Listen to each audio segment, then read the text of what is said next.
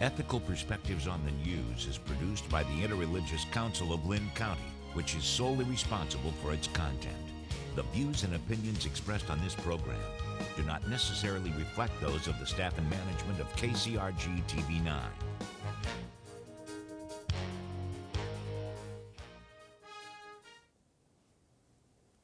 Good day. I'm Leon Tabak, and this is Ethical Perspectives on the News. Today we're going to discuss STEM education. That's science, technology, engineering, and mathematics. With me today are three experts in this field. First we have Jeff Weld. Jeff, could you tell us a little bit about where you're at, your title, and your role in this field? My office is physically located at the University of Northern Iowa in Cedar Falls. I'm the Executive Director of the Governor's STEM Advisory Council, now in its 4th year.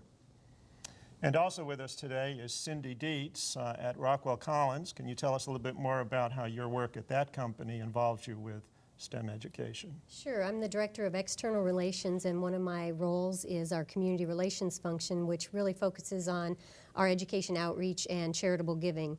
And for 17 of my years there, I've been involved in our outreach and our K-12 program, as well as the work now statewide with the Governor's STEM Advisory Council. And then we have Lori Ihrig, who's coming to us from the University of Iowa and the Bell and Blank Center. Can you tell us a little bit about your involvement with STEM there? Yes, I work at the University of Iowa's Bell and Blank Center, and I'm the administrator for curriculum and instruction. And so I work with our residential and our commuter programs that bring students on campus, high ability students who are looking for additional STEM challenges. Okay. Now, I come to this field as a teacher of computer science at Cornell College. I direct our Berry Center for Economics, Business, and Public Policy, so I'm involved in the College to Work effort. I work for the College Board for the Advanced Placement Program, and I'm involved in a professional society here, the Institute of Electrical and Electronics Engineers, that sponsors some STEM-related outreach programs as well. So my first question to you here, as I say, I'm a teacher of computer science.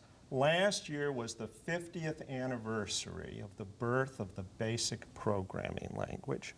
This came from two professors of mathematics at Dartmouth College who believed in 1964 that every liberally educated student should learn how to program a computer, and they invented the language for that purpose. So I want to hear a little bit about the history of STEM, what's new. So I say 50 years ago, people were thinking along some of these themes. But STEM is a more recently coined word. Tell us what STEM means today here, any one of you here. You know, interestingly, you mentioned BASIC. It certainly brings back memories of, I think, 1982, myself at the University of Iowa, learning BASIC. Have we come a long ways, though?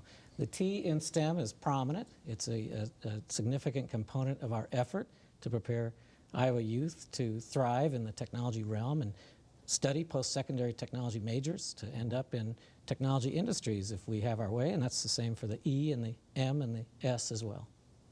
And Laura, you've been in this area for a long time. Have you seen changes? Is STEM something new? Is it becoming something different over time?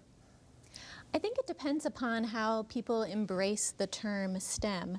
In some areas, I think STEM is used as an acronym to represent the courses that have always been taught, and it lumps them together. In other areas, I would say that people embrace the interconnectedness with STEM. They have students engaged in problem-based learning where they're solving problems using science, technology, engineering, mathematics.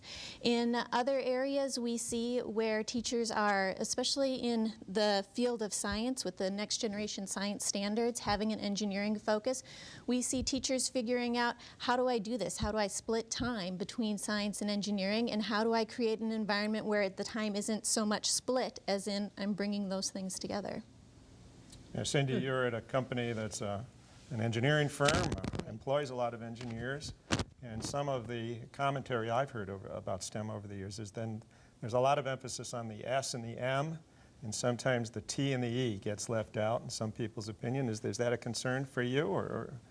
Well, I'll say it's interesting because in my timeline at Rockwell Collins, you know, we've gone from what we call a K-12 partnership program, which kind of encompasses all of the subjects to very much a more focused STEM strategy. So really working to help identify students and help raise awareness about the science and math, engineering and technology. And I had always kind of seen the pieces working together as math and science were sort of the foundation, and then you use technology, and engineering was kind of the use of all of them to produce something or to have an outcome. And I think my perspective has broadened a little bit now, that to see these are all components. Each letter is a component working together towards this very broad education of STEM. And for us, I'll say, Rockwell Collins, we have in Iowa about 4,500 engineers, scientists, technicians out of our 10,000 people. So obviously it's a very important component of our workforce. And so we are investing in, I'll say, the pipeline as part of our involvement with the Governor's STEM initiative, with our universities and other higher education institutions, to broaden the awareness of all students, which also means broadening the awareness of parents about the opportunities and why it's so important that so many more students have the opportunities and know what's available in STEM careers. Very good. So I'm going to ask you some questions about some of the challenges I think these programs face in a moment, but maybe we should highlight some of the success stories first, and you could say something about programs at your institutions that you're proud of and that our audience should hear about. Who would like to go first here? I'll defer. Okay. Well, at the Bell and Blank Center for Gifted Education, of course, we have STEM programs for high ability students. And one program that we're currently starting up is a program called STEM Excellence and Leadership. And it's a program that's based out of that began with a pilot program called Iowa Excellence. And what we do is we work with rural high ability students who have talent in science and mathematics, and as they receive extracurricular work in science and math, 96 hours over a school year. And between the grades 6th through 8th, they have those opportunities. And what we're able to do is identify students with talent. We're able to help with their academic development and then increase their aspirations for what they might seek to accomplish in high school and beyond. We also have programs that we hold then locally at the University of Iowa for students in the summer and during the academic year. One of the programs we have is the Secondary Student Training Program. It is a 5-week program where rising juniors and seniors come for the summer for 5 weeks. They take a 3-semester our University of Iowa class, but they spend 40 hours a week working with faculty members on research projects. And then some of the exciting things we're doing at the junior high level is this summer, as part of one of our programs, the Junior Science Institute, we have a partnership with MC Ginsberg, their 3D design and manufacturing studio that they have in the downtown Iowa City. And students are able to really bring together science, technology, engineering, mathematics. We were talking earlier about the arts and design and programming to create unique projects. And they're able to see how all of these pieces come together for innovations. In the studio, they have a 3D printed ear that Ginsberg worked with the University of Iowa hospitals and clinics. Someone was in a motorcycle accident and lost an ear. They printed a shape of the ear and reversed it for surgeons to help replace the ear. So they get to see how all of these fields come together in some really unique ways. Okay, very good.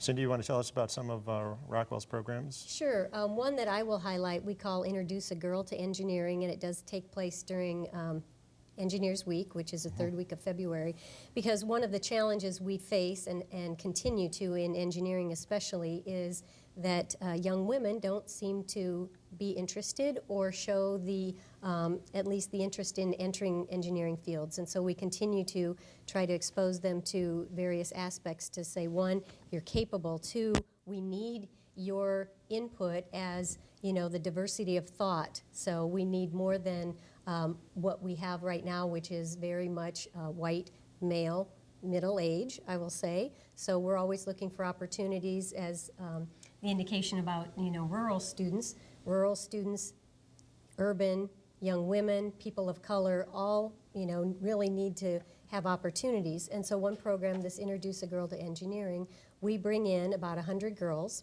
and we match them, 3 girls to 1 Rockwell Collins female engineer, so that they can have some one-on-one, yet still have, the girls will still have a little camaraderie among themselves in the small group, so they can talk personally with this woman. What is it that, you know, ask her questions. How did you get where you are? Were you the smartest person in class? And surprisingly, or not, usually not. They say, no, I just, you know, I thought this sounded like fun. My dad maybe got me interested, maybe a teacher got me interested. And we take them through Rockwell Collins. They get to see some of the labs where our work takes place, or where, at least where some of the final outputs take place. And then we also have an activity for them. And in the last few years, what we've done is we've built a mechanical arm.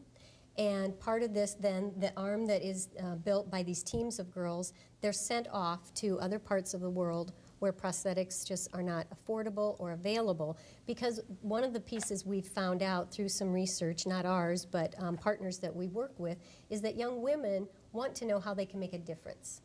How can they help others? And part of our story is saying, by applying yourself in STEM fields, engineering, computer science, and these ways, you can help people, and there is a larger societal benefit. So we've heard what's something that's happening in the universities, something that's happening in local industry.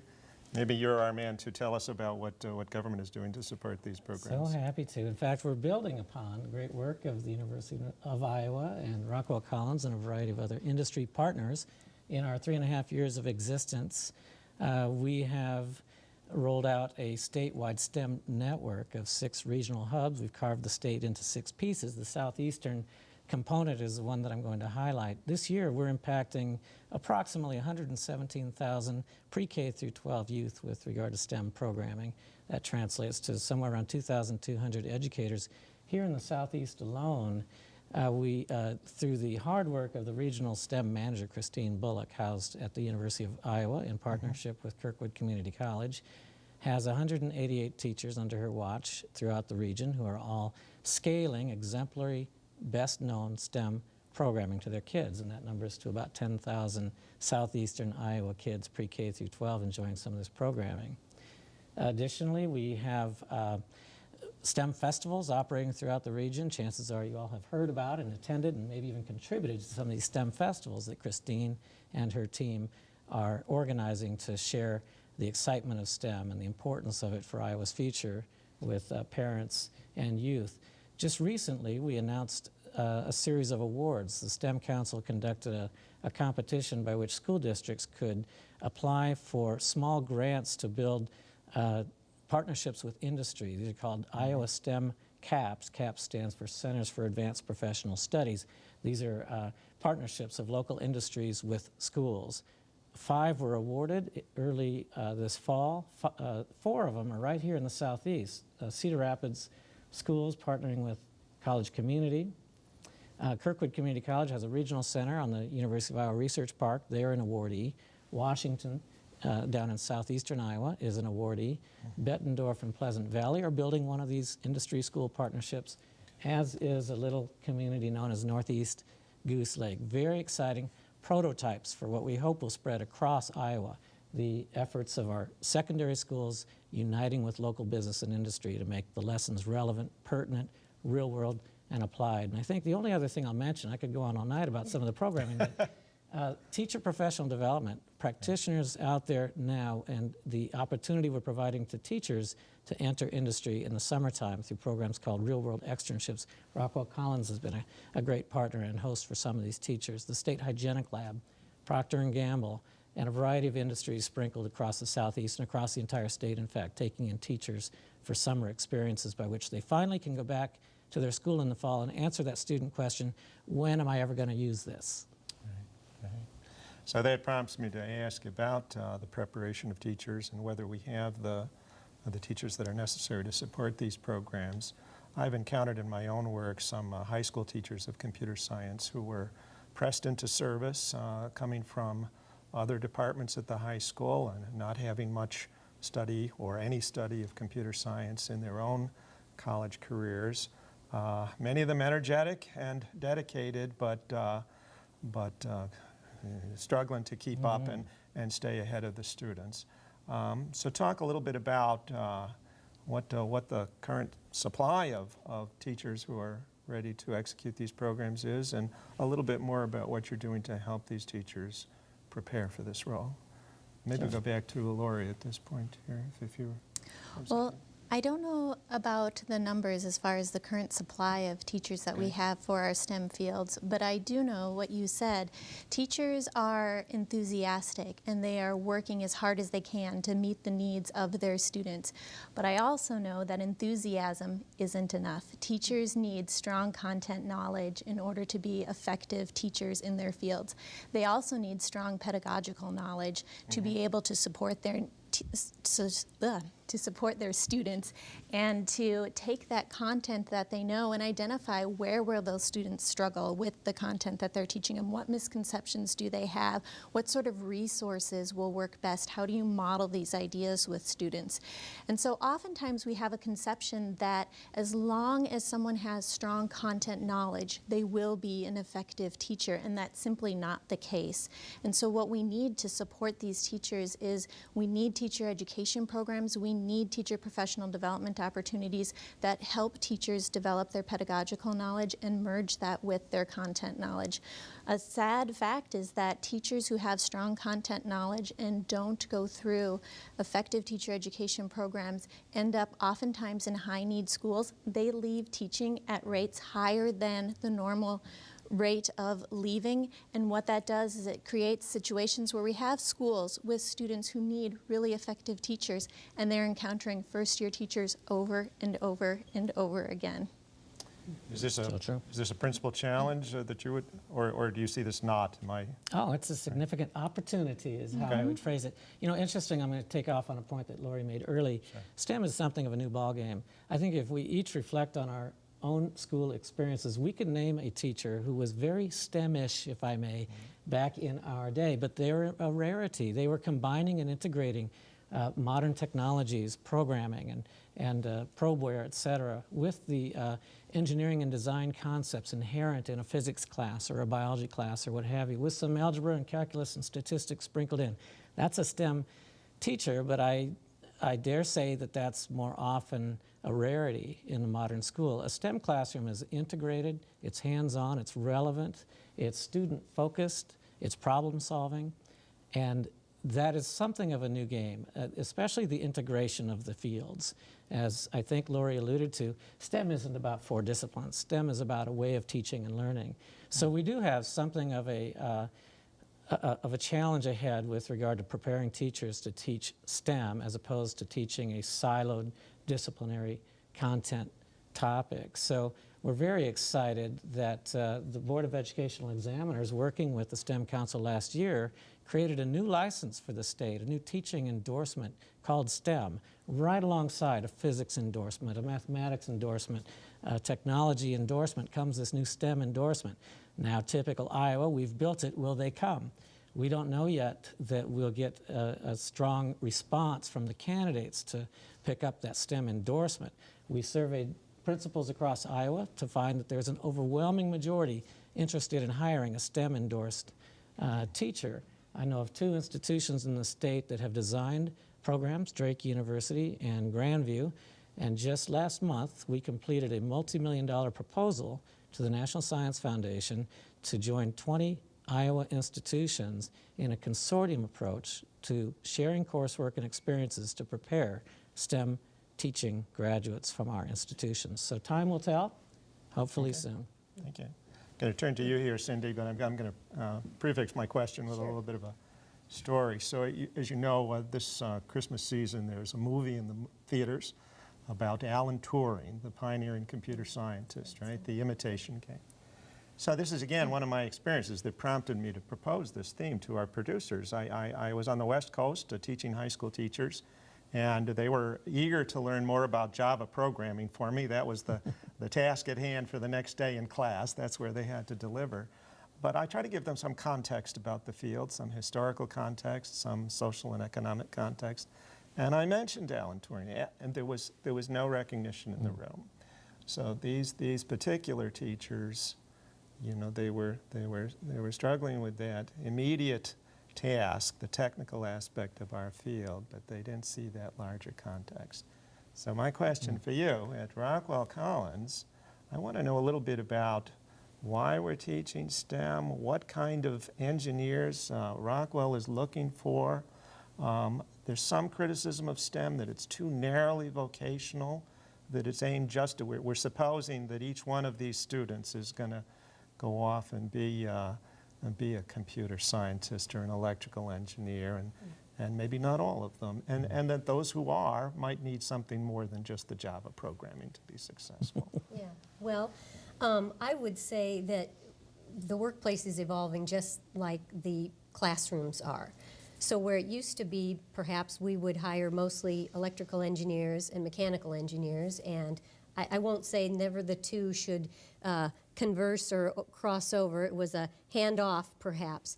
Now we really have these collaborative teams, and so just like as you talk about the STEM educator being able to work in these project-based classroom and really being able to bridge the gap for students and maybe working in teams with other teachers, that's how we're working in the workplace at Rockwell Collins. So even though our engineers have perhaps some very deep, specific technical knowledge, we also need them to be part of a team and to have the communication and the collaboration skills that are different that they used to be. Right. And just from a direct engineering, I'll say discipline approach, we're moving really from electrical and mechanical to more software. Our products specifically, the avionics, I'll say the stuff behind the cockpit, it helps the pilot take off, fly, and land the plane safely and keep us all safe in the back, is really software generated now versus mechanicals,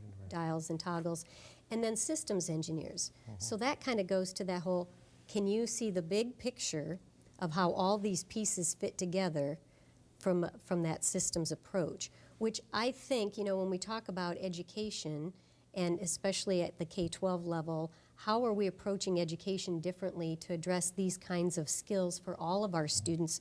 Because we all are working in a different environment, and even those that are applying the STEM skills very specifically need to work in an environment where, and I'm a journalist by training, but I need to be able to understand that engineering design process if I'm working with a team of engineers. So if that gives you a little bit of the ecosystem of our workplace, you know, it's all a continuum from that, you know, early childhood K-12 into higher ed or vocational and the workplace and beyond.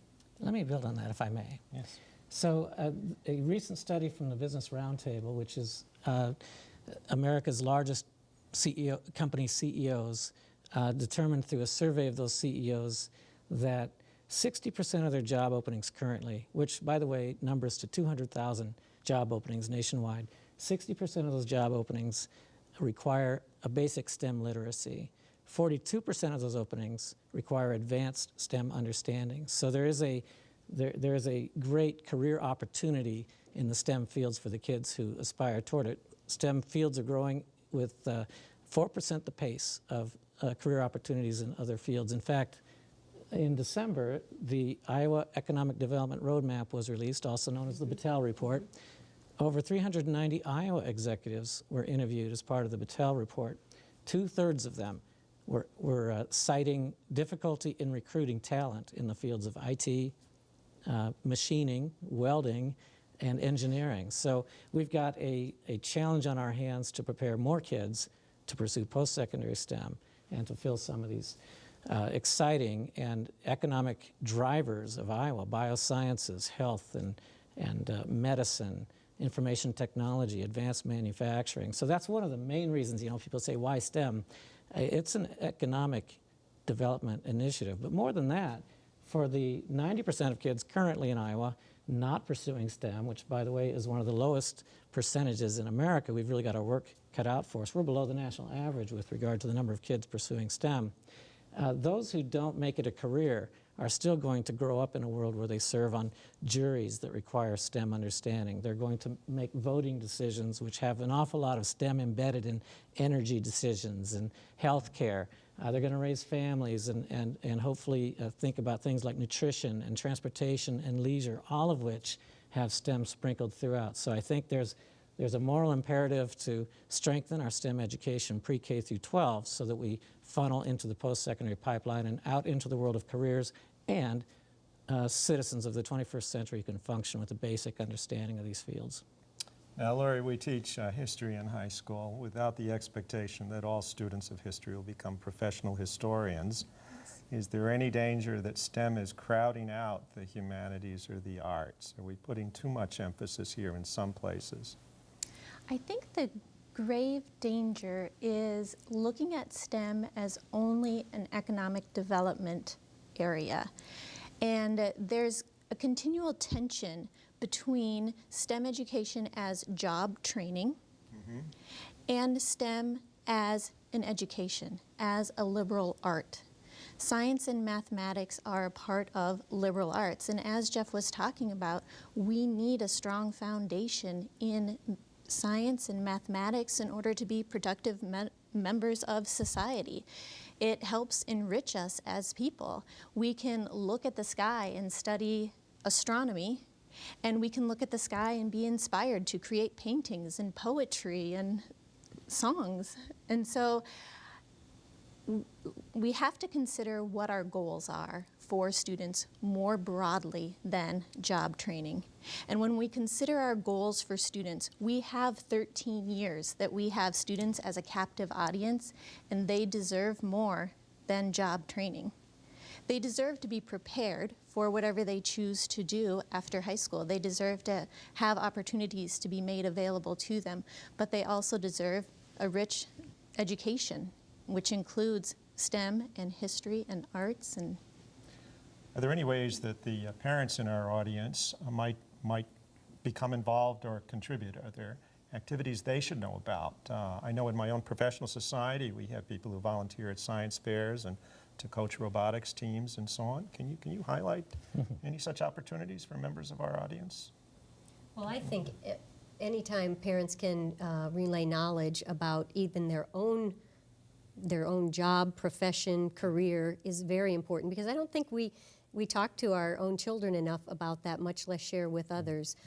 But parental involvement is a key component for a good education, whether, again, the students are learning basic liberal arts or studying in a STEM field. I mean, parental engagement is key to having a very robust educational system and a community and societal benefit to all that education. I think we're very close to the end of our half hour, so I think there's room for each of you to make a quick comment here. All right. Any last word? I would simply acknowledge, contrary to popular opinion about elected officials, that Iowa's governor, lieutenant governor, and legislature have a long-term vision here. This is a 10-year plan. We're reaching into the preschools, the 3rd grade, the 5th grade, junior high, and that is a tribute to our legislature, looking long-term. Well, thank you, Lori. Thank you, Cindy. And thank you, Jeff. And thank you all in our audience today. Thank you. you.